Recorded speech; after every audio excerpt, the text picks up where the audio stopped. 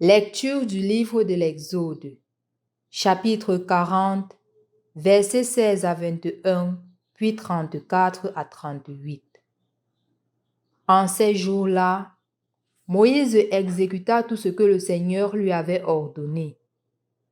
La demeure de Dieu fut érigée la 2e année après la sortie d'Égypte, le 1er jour du 1er mois. Moïse érigea ainsi la demeure. Il en posa les bases, les poutres et les traverses, et il dressa les colonnes. Au-dessus de la demeure, il déploya la tente et la recouvrit comme le Seigneur le lui avait ordonné. Il prit le témoignage et le déposa dans l'arche. Il mit à l'arche ses barres et la recouvrit de la plaque d'or appelée propitiatoire. Il introduisit l'arche dans la demeure et posa le rideau pour voiler l'arche du témoignage comme le Seigneur le lui avait ordonné. La nuée couvrit la tente de la rencontre et la gloire du Seigneur remplit la demeure. Moïse ne pouvait pas entrer dans la tente de la rencontre car la nuée y demeurait et la gloire du Seigneur remplissait la demeure. À chaque étape, lorsque la nuée se leva et quitta la demeure, les fils d'Israël levaient le camp. Si la nuée ne se levait pas, ils campaient jusqu'au jour où elle s'élevait. Dans la journée, la nuée du Seigneur reposait sur la demeure, et la nuit, un feu brillait dans la nuée aux yeux de tout Israël. Et il fut ainsi à toutes leurs étapes. Au nom du Père et du Fils et du Saint-Esprit. Amen. Loué soit Jésus-Christ. En ce jour, nous continuons notre méditation sur le livre de l'Exode, cette fois-ci en son 40e chapitre. Mais de prime abord, je voudrais relier cela avec une question du moins un souci qui a toujours été adressé par nos contemporains. Voyant par exemple des images dans l'église catholique, on se met toujours à dire que non, il est clairement écrit que tu ne te feras aucune image, ni dans le ciel, ni sur la terre. Et donc, avoir les images, c'est une idolâtrie. C'est de l'idolâtrie. Et on tient mordicus cette affirmation.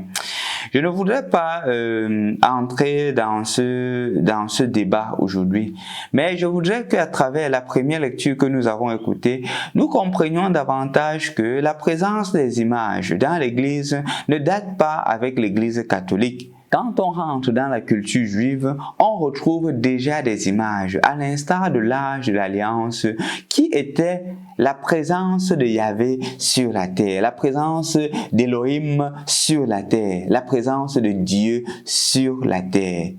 C'était justement cela, l'âge de l'Alliance. C'est pour cela que dans l'image que vous voyez, il y a 2 anges, ce sont des chérubins qui couvrent l'arche.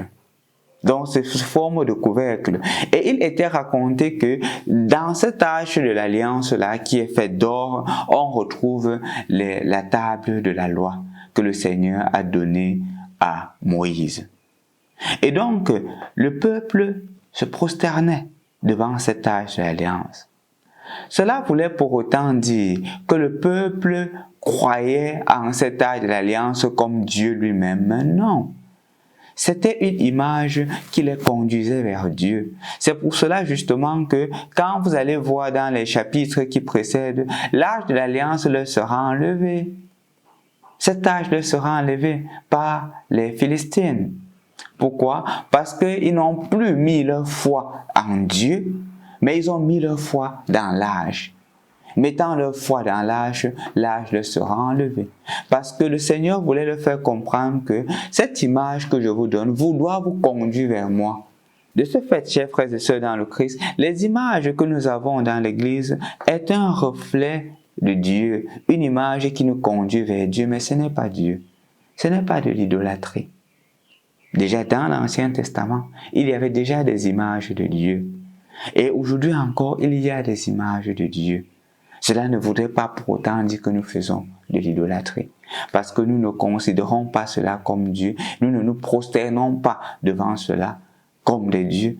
Nous voyons cela comme le reflet et l'image de Dieu parmi nous, mais pas comme Dieu.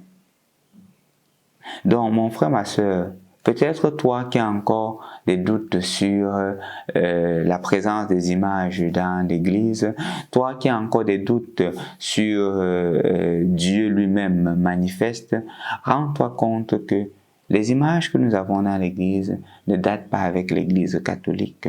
Depuis l'Ancien Testament, il y avait déjà des symboles qui exprimer cela. Et de ce fait, le problème que Jésus est en train de mettre en avance, c'est l'aspect de rendre ces images-là des dieux. De croire que ces images-là sont des dieux. Aussi longtemps que ces images nous aident davantage à nous rapprocher de Dieu, ça n'a pas de problème. Moi, par exemple, quand je prie, j'ai mon crucifix devant moi quand je ne suis pas à la chapelle devant le Saint-Sacrement. Et ce n'est pas que j'adore le crucifix comme Dieu. Je sais que c'est l'image de l'amour que Dieu a eu pour moi. Cela m'aide davantage à me concentrer dans la prière.